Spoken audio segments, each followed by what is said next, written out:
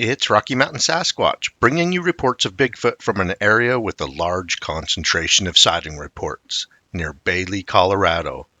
Please make sure to subscribe and hit that bell button so that you will get notifications of the 3 new videos we post each week with the latest Bigfoot news, sightings, along with photos and videos of the creature from all over North America and other unexpected locations around the world. Ray writes RMSO. I saw one in Bailey, Colorado. I was hiking with 2 of my friends in August of 2011, Bailey, Colorado. My friends were ahead of me down the trail and a giant rock the size of a mailbox came crashing into the area. I stopped. The rock came vertical, not down. It walked into the tree line. This thing was about 8 feet tall and covered in brown grayish hair. It grunted at me and went back into the woods up the side of the mountain.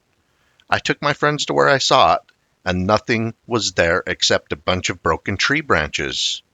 RMSO asks, how far from you was it? Can you describe the face and eyes? How wide was it at the shoulders? Ray continues, it was about 15 feet away, tall and muscular, a wide nose, dark eyes, with a pissed off look on its face.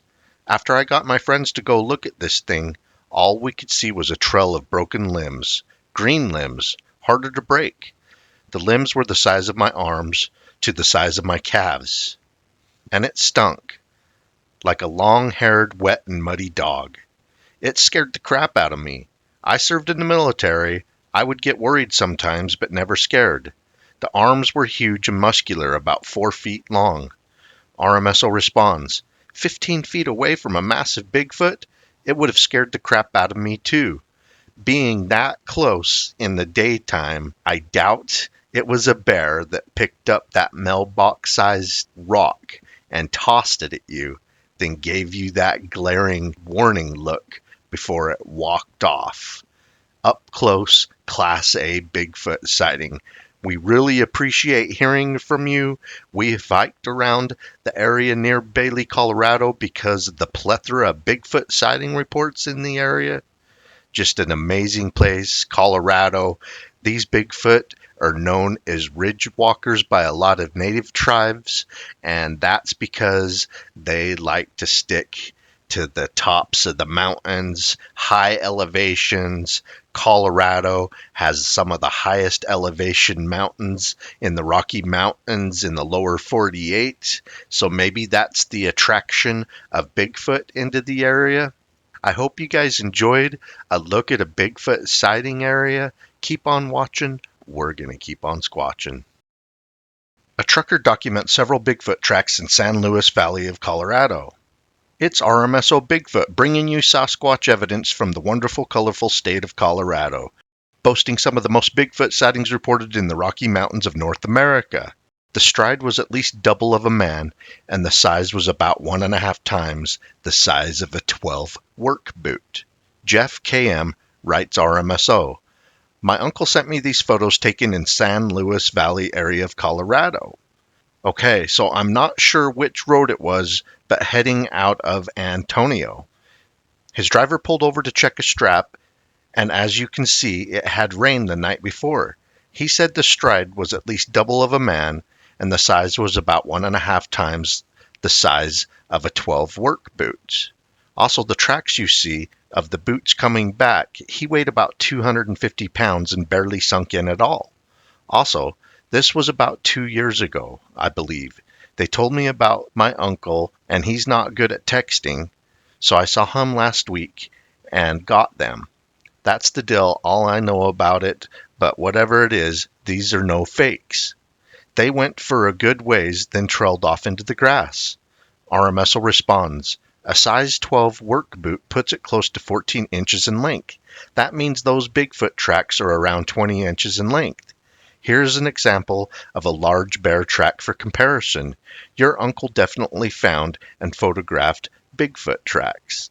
I hope you guys enjoyed a look at some Bigfoot evidence. Yes, Bigfoot will come down onto the roads in the towns, especially at night, if it needs to get from point A to point B. Bigfoot did not read that manual. that it can't come into populated areas. It is nearly impossible for this creature to live its life without having to go through the outskirts of a town. And there have been Bigfoot sightings in populated areas at night. Hope you guys enjoyed. Keep on watching. We're going to keep on squatching. It's RMSO Bigfoot. We spend a lot of time searching for Sasquatch in the state of Colorado because it's the #1 reported Bigfoot sighting hotspot in all of the Rocky Mountains, and that includes the US and Canada. There may not be more Sasquatch here. However, because of the nearly 6 million people that live in Colorado, with a big percentage of them into outdoor recreational activities, there are more people out there in the woods creating encounters with the elusive forest giant, and it seems many of them are willing to report their experiences to organizations like ours. And we put those reports out there for the public to enjoy and to assess. Here are a couple of Bigfoot sighting reports sent to us that motivate us to search for the creature in Colorado. Dan Montana writes RMSO. It was summer of 1977. I had just graduated high school from Alameda High School in Lakewood, Colorado. I was out on a date with a schoolmate named Kay. We had a good night out on the date, and we wanted to find a place to smooch. I decided to drive to the Red Rocks Park. After talking on the CB radio, and after talking to Kay, it was time to take her home. It was after hours for the park, so I came down the upper side of the park with my lights off. It was bright full moon night, and I had no problem coming down the winding roads. We were coming up a little hill and suddenly saw what both thought was a bear in the field.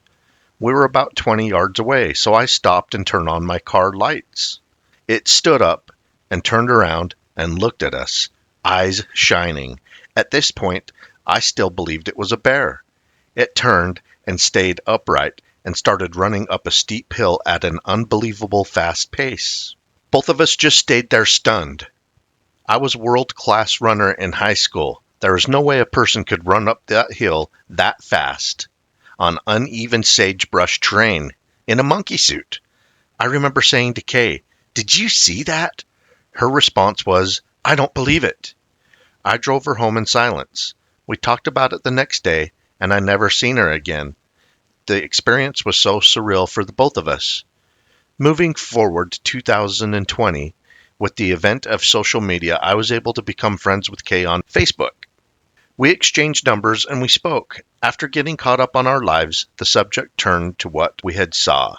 It was interesting. Her account matched mine perfectly. It had burned into our memories. Time had not changed our perspectives. I believe it was a small juvenile Bigfoot.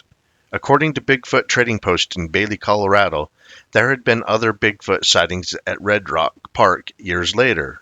I wonder if it was the same creature, just all grown up, because the one years later was a big Bigfoot. Feel free to use my full name. RMSO responds, appreciate hearing from you. Were you able to estimate a height, width, arm length, weight, and could you tell what color it was? Do you recall the color of the eye shine?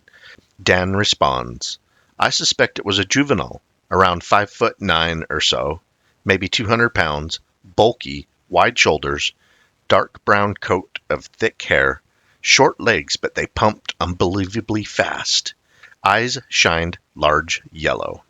RMSO responds, a Bigfoot filmed in Colorado several years ago seemed to be the size of a sub-adult or older juvenile, as Dan described during his encounter. I would expect there to be more of them than the giant mature adults that make this elusive creature famous. Here is a screenshot of a purported Bigfoot captured on video that was filmed in Coal Creek Canyon of Colorado. We featured it on a blog article in March of 2020. It was an interesting video at the time. The YouTube channel that posted this video was taken down recently, unfortunately.